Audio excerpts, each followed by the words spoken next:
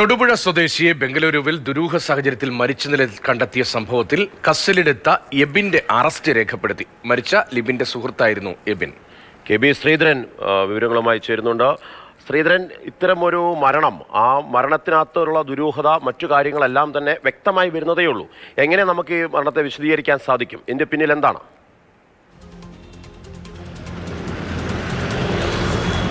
Marshal Ratheesh, കഴിഞ്ഞ ശനിയാഴ്ചയാണ് ബെന്നാർഘട്ട റോഡിലുള്ള താമസ സ്ഥലത്ത് വെച്ച് ലിബിൻ ബേബി എന്ന തൊടുപുഴ സ്വദേശിയായിട്ടുള്ള യുവാവിനെ മരിച്ച നിലയിൽ കണ്ടെത്തുന്നത്. ഏതായാലും ഈ മുറിയിൽ വെച്ച് ഒരു അടിയുണ്ടായിട്ടുണ്ട്, തർക്കമുണ്ടായിട്ടുണ്ട് എന്ന് പോലീസിന് വ്യക്തമായിരുന്നു.